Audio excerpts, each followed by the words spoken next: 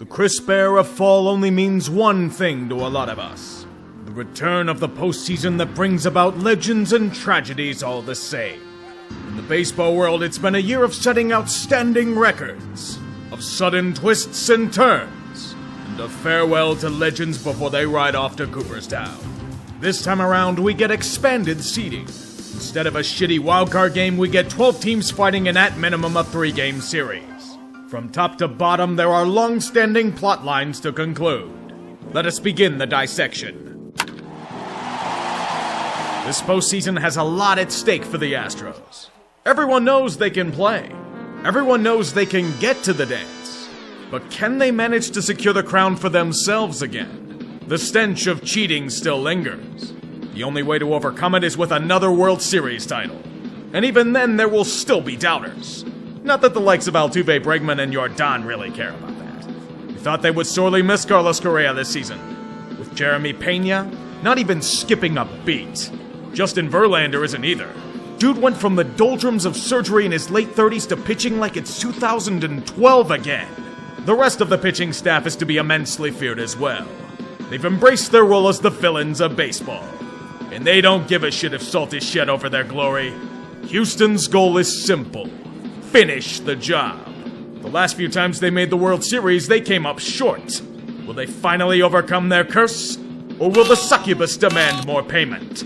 The baseball world waits in anticipation. Mostly in hoping they fail. It's a return to normalcy, at least in the Bronx. The Yankees holding serve as one of the best teams in baseball. Gaze in majesty at Aaron Judge being the only thing carrying this offense for weeks on end. Breaking the team record for most home runs in a season and most cut-ins to intentional walks during college football games.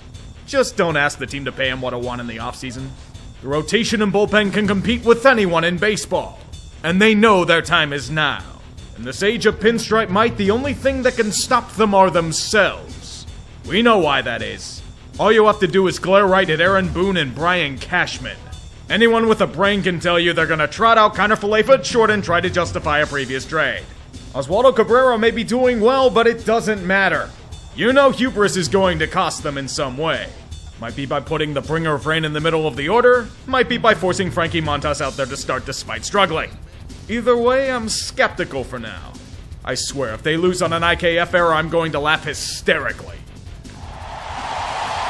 Ians are the real-life version of Major League.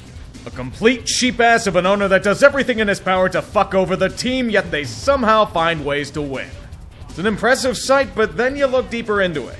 That torrid win streak they've been on in September, it's been against imploding teams and basement dwellers. It masks huge flaws in the structure of the group itself. I'm not gonna flat out call them frauds, though. I like the rotation and bullpen. They've got elite pieces that can take them far. The problem is, can the hitting keep up? That's always been Cleveland's problem, and it might stop them from going far this time around. Regardless, they've been blessed with an opportunity, and with Jose Ramirez hitting bombs and a chorus of decent hitters around them, it may allow Cleveland to reach its upside, getting the shit kicked out of them by the Yankees or Astros. Consistency. It can mean a lot of different things to whomever you ask. To the Toronto Blue Jays, however, that word is not part of their dictionary. This season was a roller coaster of emotions. The highs of reaching their incredible upside. A batter's box that you can argue is the best in the league. An elite top end of the rotation and bullpen. Winning streaks against legitimate opponents. After you think they can thrive, the lows of agony. Jose Barrios and Yusei Kikuchi failing to live up to expectations. The bats randomly getting cold for weeks. Struggling to find an identity, forcing a managerial change. It's been an agonizing experience north of the border. We're all asking the same question. What Blue Jays squad are we going to get? They are the epitome of boom or bust, in nearly every single facet of their franchise. Quick question, is there any chance they can clone Alek Manoah and Bo Bichette for every position? Just asking for a friend. God damn, don't let my eyes deceive me. The Seattle Mariners have returned to the postseason for the first time since this country was reeling from 9/11. You can't help but feel good for franchises like this. Not that I'm being biased in that or anything, but the Mariners have a good base to build off of. Having Ray, Gilbert, and Castillo locked up long-term to solidify the rotation. Cal Raleigh being as clutch as Kirk Gibson in the '88 postseason? They were looking iffy there for a bit, but Seattle still had a cakewalk schedule to end the year.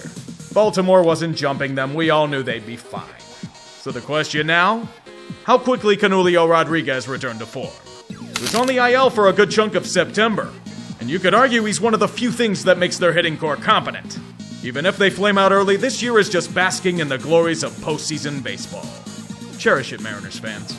Also, speaking from experience, these feelings vanish very quickly. You never know when you'll get back here again. Hopefully it's next season. I wonder how much this team would sell for even a shred of health. I would say a lot, but considering how Tampa Bay's run on a few pieces of string, there's not much they can spare. Despite losing so many pieces over the year, the Rays still find ways to overcome the incredible mountain of bullshit in front of them. The philosophy of next man up has paid off. The rotation has emerged as a strength thanks to the farm system and a few key emergencies. Tyler Glasnow has returned as well, which could be the piece they need to avenge the sting that 2020 brought them.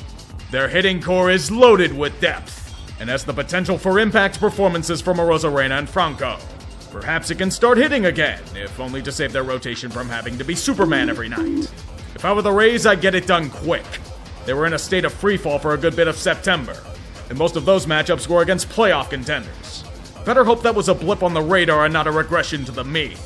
The wildcard round will say a lot about them.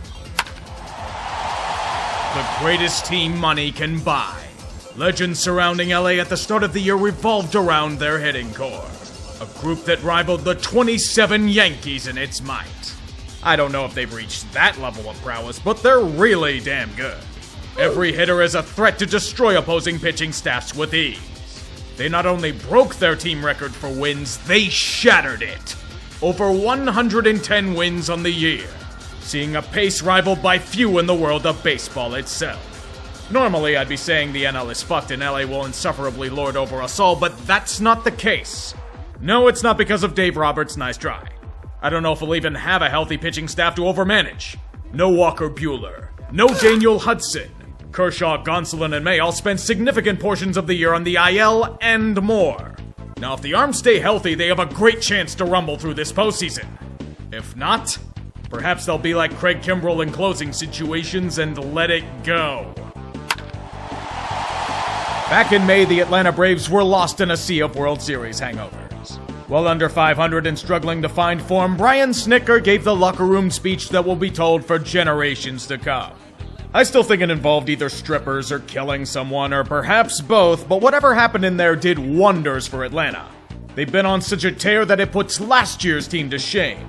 Their pitching core has found elite form. Quite possibly the best unit it's put out since the days of Maddox, Smoltz, and Glavine. It's that good.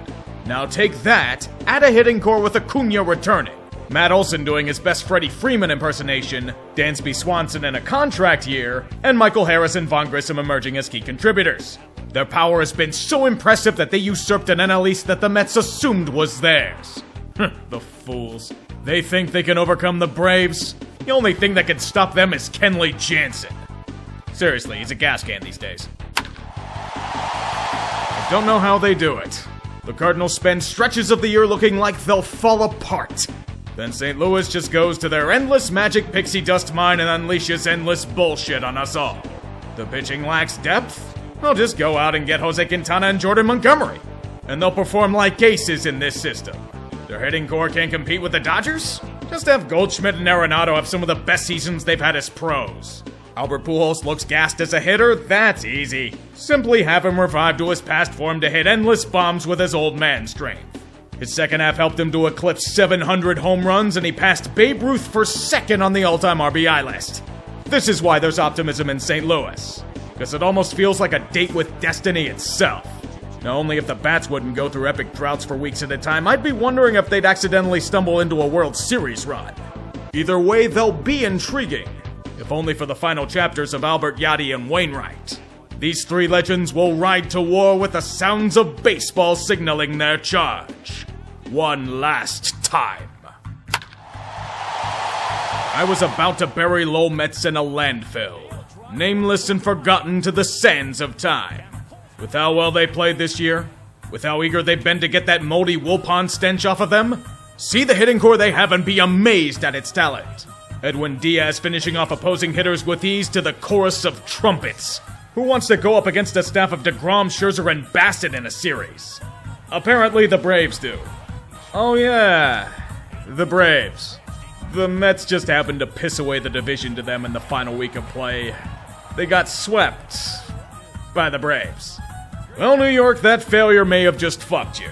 Not only do you have to play the Padres in their all-in push, but if you manage to win against them, the Dodgers await. I'd play the smallest violin for you guys, but the Mets did this to themselves. Expectations are still unbelievably high despite it. I don't want to know the wrath of a scorned Daddy Steve if they fall flat. Being a fan of the Padres has to be a frustrating experience. The organization has thrown every resource they have at trying to create a World Series contender. Wave after wave after wave of talent splashes onto the scene. This is their all-in push. An elite rotation, Josh Hader for the bullpen, Juan Soto! This needs to be the year they finally best LA. Yet it hasn't. Next to nothing has gone according to plan. San Diego has been incredibly pedestrian by contending standards. Flashes of brilliance yet undone by long-hitting slumps. Machado raking, yet Fernando Tatis decided to get suspended to try and treat ringworm. Do everything to be taken seriously as a team, yet consistently get smothered into the ground by the Dodgers. The good news is that they didn't collapse this time around, but the goal was never to make the playoffs. It's to win it all. The Padres have the pieces to make noise, but a ridiculously long road is ahead. The odds are stacked against them. Losing Tatis may prevent them from reaching their potential this season. Good luck. You'll need all of it and more. There is a reason why I will usually be against playoff expansion. It's because it tends to put mediocrity on a pedestal. This expansion is why the Phillies have made it to October Ball for the first time since Ruin Tomorrow Jr. ruined everything. All common logic should point to this team failing out. Their team is structurally flawed. Team defense is a complete mess. The hitting goes through cold phases that put them in the Arctic. The bullpen gives up leads like they're Neville Chamberlain. They've gone on long losing streaks that force the firing of Joe Girardi. Yet they've found ways to keep winning. It's probably due to their strong top of the rotation and said hitting core that lives and dies by the long ball. Those home run balls were barely enough to save them. They were on a relentless free fall to end the year, but they were saved by the fact that Milwaukee was the team that had to jump them. Everyone should know to never trust the Brew Crew when it comes to performance. They will always fail you. The Phillies are here, but that's about it. Stranger things have happened though. Baseball in October is truly a special time, where both tragedy and triumph intercede to create tales told for centuries. Someone must be declared a champion. Who do I think will make it there? I thought about doing a prediction of a matchup I didn't want to see, but knowing my luck, that's what would have ended up happening. You can make an argument for most teams to make a World Series push this season, but for my sake, I'm actually going with a rematch. Astros versus Braves. I'm not being lazy. They're honestly the most complete teams out of this batch, and I'm at the point where I just want the chaos of everyone melting down about the Astros again. Myself included. Once again, baseball, you will have an October to remember. Things are gonna get spicy. I'm Adam Wainwright, Yadier Molina in regular season play. Here it comes.